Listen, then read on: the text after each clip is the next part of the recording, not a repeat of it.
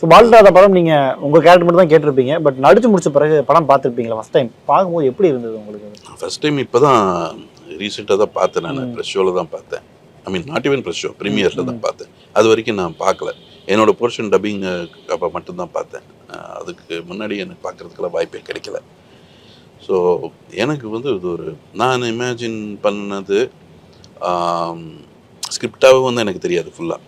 என்னோட portion character தெரியும், அதுக்குள்ளே நடந்த சில நான் பார்த்த விஷயங்கள் சில தெரியும். அதை வச்சுட்டு நம்ம ஒரு பட் இந்த சஞ்சனாவோட போர்ஷனு அந்த சைடு செகண்ட் ஹாஃபில் வர போர்ஷனால் வந்து எனக்கு சுத்தமாக தெரியாது. பாரியோட போர்ஷனும் எனக்கு தெரியாது, நிறைய அந்த மாதிரி.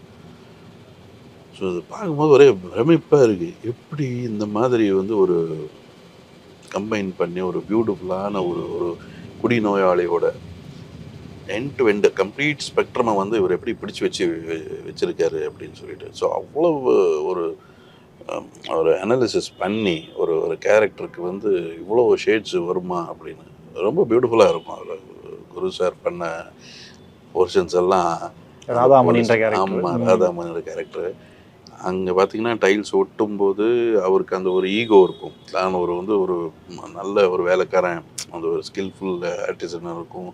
அதில் வந்து ஒரு அந்த ஈகோ அவன் வந்து என்ன நான் மேஸ்திரியாக இருக்க வேண்டிய இடத்துல இவன் இருக்கிறாங்கிறது ஒன்று இருக்கும். அந்த ஈகோ அந்த ப்ரைடு வந்து எந்த ஒரு ஒரு நல்ல ஸ்கில்டு பர்சன் கூட இருக்கும். அவங்க ஏரியாவில் வந்து நீங்கள் பெஸ்ட்டுன்னா அதுக்குண்டான ஒரு கண்டிப்பாக அந்த ஒரு ப்ரைடு இருக்கும். அந்த ப்ரைடு கட்டுறது அப்போ அந்த டைமில் ஈகோவாக கூட கட்ட மாதிரி அந்த ப்ரைடோட விட்டு கொடுக்காம ப்ளஸ் ஃப்ரெண்ட்ஸோடு இருக்கும்போதும் சரி, அது வந்து அவருக்கு அந்த கில்ட்டே இருக்காது. அவருக்கு குடிக்கிறவங்கிற கில்ட்டே வந்து எங்கேயுமே பண்ண மாட்டார். ஆனால் அடுத்த ஸ்டேஜில் ஒரு வந்து ஒய்ஃபு கூட இதெல்லாம் பிரச்சனை ஆகி அடுத்ததெல்லாம் அந்த ட்ரிங்கிங் ஸ்டேஜ் வரும்போது அந்த பயங்கரமான ஒரு கில்ட் அதுக்கு இருக்கும். ஸோ ரொம்ப பியூட்டிஃபுல்லாக அது.